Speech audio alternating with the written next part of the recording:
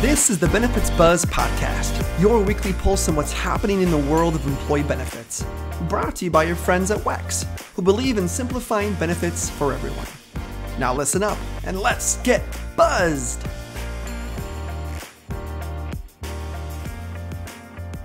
Hey everyone, welcome to another episode of Benefits Buzz. Hayden, we're in person. Can you believe it? I can't believe it. For those of you watching our YouTube version of this, we're almost at the 2-year anniversary of us being sent home, working remotely, and our offices have opened kind of. We're allowed enough to come in here, and we thought, what the heck? Let's give this a wild try and do our podcast in person. It's hard to believe we ever did this before. I mean, seriously, I had a conversation with somebody who we were talking about as a potential guest earlier this week. Yeah.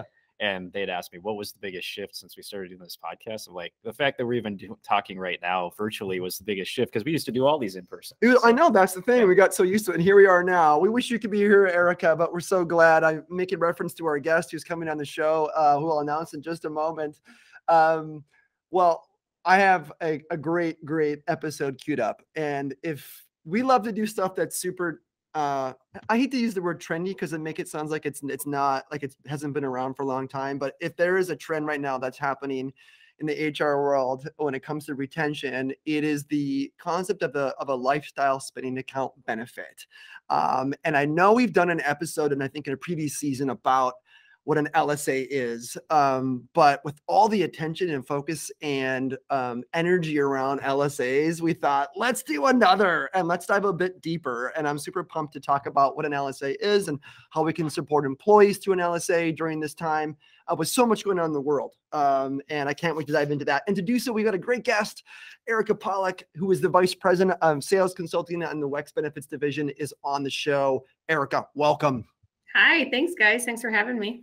Yeah, well, we're delighted. Like I said, I wish you were here with us in person too. We're working towards that. But it's great that you can be, looks like you're in the office too, maybe, right?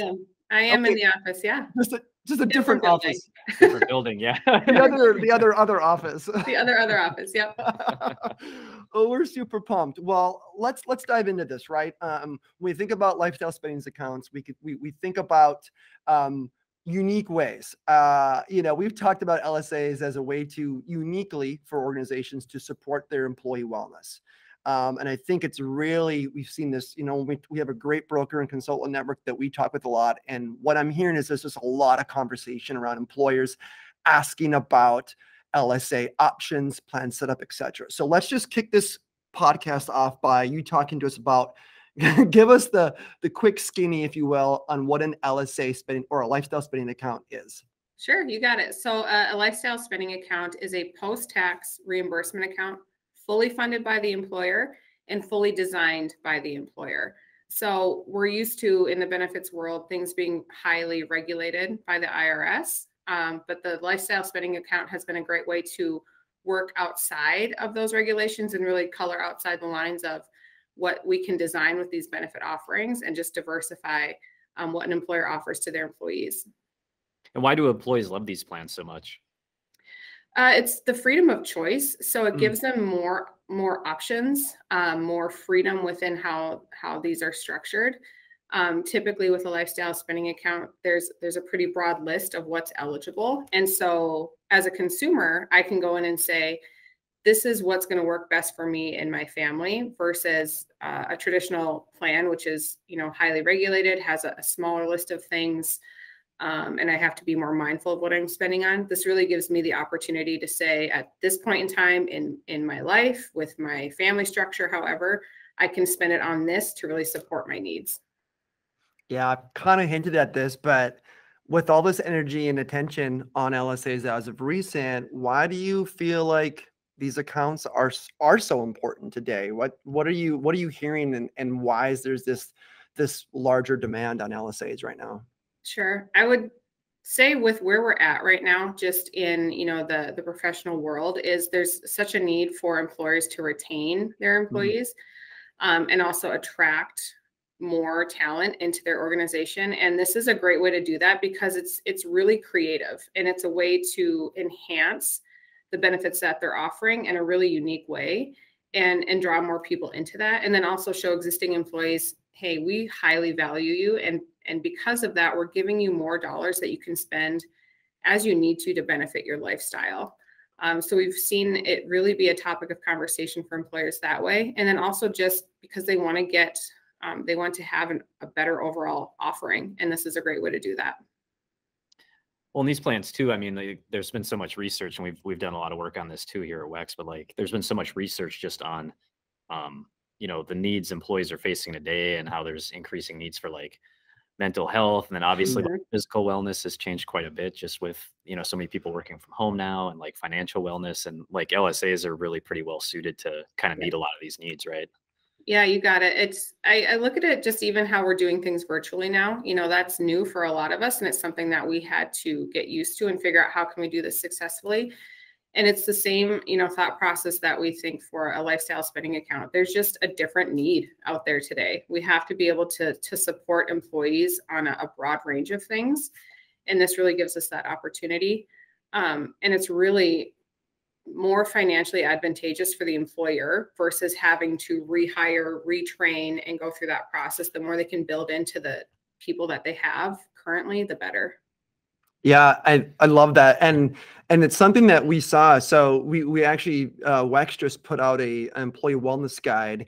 And one of the things that we highlight there on how we can really address the mental health, physical health, and financial health. One of those is providing an LSA, right? And we'll be sure to include that really nice guide in the show notes. But it's a great you know, quiver to have in your a bow to have in your quiver. Is that the cliche? I think you got it opposite. okay, I'm struggling here. You get what I'm trying to say. Maybe a feather in your cap, whatever it is. We can edit this out. Yeah, choose your favorites. Colloquialism. But the point is, right, there's huge growth there. And so do you have any, if you could share? I always try to get a lot of good nuggets information out of our guests. Do you have like any kind of growth that we've seen that you're willing to share in that space? Yeah, you bet. So I did a little homework before this, and we've actually doubled in our lifestyle spending account clients in the last year. Nice. Yeah. So it just speaks to, you know, the need out there and how we were able to easily solve for that within how we serve spending accounts today. So it's pretty cool to see that growth. Yeah, definitely. And that's something too, like, you know, we did a survey not too long ago just of consultants where LSAs were really the #1 product that they wanted more education on. And I think because these plans are so customizable, and because there isn't really as much regulations as there is with other plans, because it's post-tax, like there probably are a lot of questions around them. You know, having said all that, Arika, you know, what challenges do you see employers facing when they've, you know, come to you, whether they're coming to us with, hey, we have these issues we're trying to solve for, or they've done enough education on LSA already where they're like, I believe an LSA is the solution we want. Like what kind of things do you see in those conversations that come up a lot that you can provide some tips for?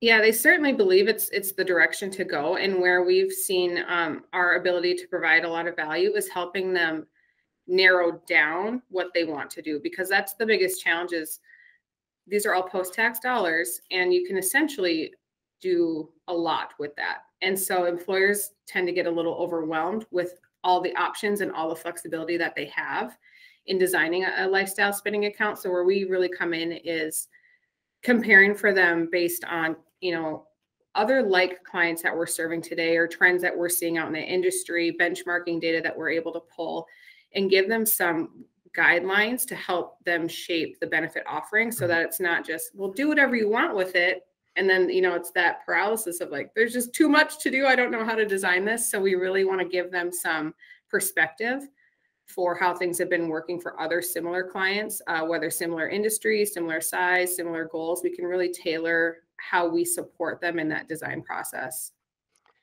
And do they usually come to us? I guess getting back to that question, do they usually come to us like already feeling like an LSA is the solution, or do they usually come to us and we're kind of identifying that for them based on some problems they're trying to solve for? Or is there a little bit of both? It's a little bit of both. More so recently, there's been enough buzz going on around about it that they come to us saying, we've heard about these. We think this is the right direction to go. We just need a little help on what that looks like. Okay. Yeah, that makes sense. And again, if I'm listening as an employer, an HR pro, thinking about, well, I kind of know what an LSA is. where do I start? How do I approach this? It's great to have some of those suggestions. And so what I would love to hear from you is, what should employers be thinking about, right? Sure. You know, what's off the table, what's on the table? Should they think, you know, I mean, and where can they go, you know, to get more information on that when they're looking to think about what an LSA plan design might be. So I know that was a loaded question, but I'm just trying to figure out, again, as I think about this plan, what are my next steps? What can I do to educate myself? And, you know, when you think about a plan design, which is the right way to implement an LSA, right, within your organization, what tips do you have? Yeah, so there's a few keys that I would suggest is, one, keep it simple. These are post-tax dollars. The individuals are getting taxed on whatever they spend. So the more complicated it becomes, the less of a creative benefit it really is. So we've just encouraged our employers, keep it very simple. You know, as far as what they allow the spend on, how much they want to contribute to their employees. And really it comes down to whether or not they want those individuals to have to substantiate what they're spending these LSA dollars on. So that's first and foremost, is just keep it simple. There's enough complicated plan designs and rules that we have to follow with everything else. Let's make this easy for our employees to use. The next thing would be just tailoring it to specific demographics within an organization. I know healthcare has been an industry that has been highly interested in LSAs because they want to tailor something specific to their nurse population, because there's a huge retention effort in the healthcare industry right now around nurses. And so they've done things such as, for this nurse population, we're going to give them X dollars to use towards scrubs, good shoes, things that are going to enhance the fact that they're working long hours. Serving in the healthcare industry is really that front line. And so being able to tailor what you're offering to specific groups of employees so that it enhances their experience really helps out as well. And that's the flexibility that these LSAs provide. Are there any complications or you know, factors they should consider when they're, you know, kind of segmenting these groups out in terms of who's eligible for an LSA? And do you see groups, I guess, also like offering an LSA to different groups where the LSA is different? Does that get too complex? Or it can get a little complex, but the great thing is that they can design their own eligibility rules on these. What we've suggested to employers is that if you're going to set different eligibility rules, different funding amounts, different eligible expenses, that's fine, but keep those consistent within your class of employees. So if you want to offer something to part-time employees, keep that offering consistent. And that could be different than what maybe full-time employees have access to. Maybe it's based on your role within the organization, and they can really tailor it that way. But we recommend consistency within each of those definitions, just so that there's not confusion that way. Yeah, really good tips. And as someone who's a participant in a plan, the idea of keeping it super simple and easy is so good, right? Like no one wants complex benefits to use. And so again, you kind of negate it if it's a difficult, you know, benefit to go ahead and use and engage with. So I love that tip. It's simple, but it makes a lot of sense. So let's do this. Let's pretend that I'm an employer. And I'm an HR pro, and I think that my organization definitely needs a little bit of help with their mental health, and I think an LSA might be an option. Sure. Walk me through what a process might look like, or how would I get started if I wanted to introduce an LSA as a potential benefit offering at my organization. Sure. What we found most successful is having a bit of a discovery call first, whether that's with the employer directly, maybe their broker consultant is also involved in that conversation, because that's typically how we get brought into those meetings with those individual groups. And really just understanding what is the problem that they're trying to solve, and then what is the solution that we can fit to that need with a lifestyle spending account. So is it something they want to offer to all employees? Is it segmented? You know, is their goal really to focus on mental health? Okay, well, here's a list of expenses that we can tailor to fit that specific need. And then we just go on down the line of other design related questions. Aside, you know, you mentioned earlier, you know, funding and also like employee segments? Like, are there any other like common questions you typically ask during those discovery calls that an employer needs to really kind of, answer for themselves, I think, before they even take the next step? Yeah, we like to understand how long they intend to have this benefit in place. Is it something that they want to offer year one and then maybe change the design going into year two to fit with perhaps a different corporate campaign, maybe a different focus? Maybe they want to switch to financial wellness and focus there, just to understand, as we go through the first plan year, what we might want to anticipate for employee education needs going into the next plan year, tracking utilization to say, hey, this was really successful in this area. Perhaps we want to focus more on that.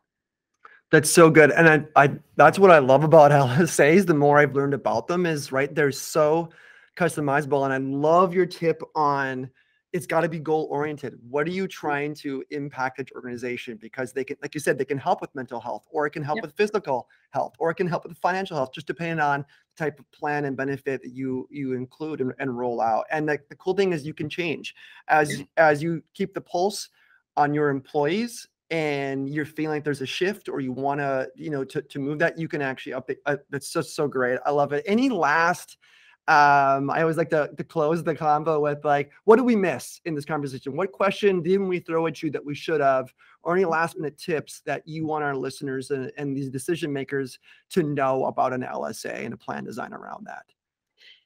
One of the things that we always want to make our employers aware of is that this is not designed to cover medical expenses. So that's one of those hard lines in the sand that we like to draw, because they are post-tax dollars. Incorporating any sort of medical expense into the plan offering really is going to overcomplicate it, not only for the individual, but for that employer as well, as far as ERISA regulations are involved, having to offer COBRA and things like that. So we want to steer them away from that and keep it really to things that are outside of our traditional benefit offerings. Yeah, great last tip to kind of close the episode. Arika, this was great. Hayden, it was great seeing you in person. Nice seeing you again, man. Yeah, and we had to find some good props, so this peace sign seemed appropriate for the. It's great. We'll build this up a little bit. But yeah, this is our first one. Give us some time. But Arika, you've been fantastic. This was so great diving into just LSAs, and I think our listeners will really be able to dive into more. So again, check out the employee wellness guide we have in the show notes. Arika, have a great day, and hopefully next time we are in the same building. We'll coordinate better next time, I promise. That would be great. Yeah. Let's do that. Thank you so much. Bye, Arika. Bye.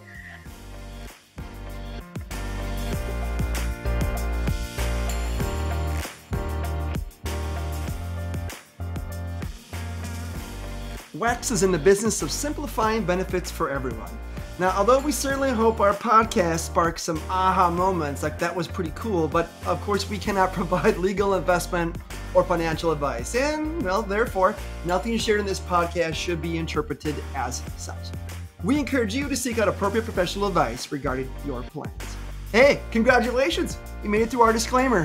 Thanks for listening.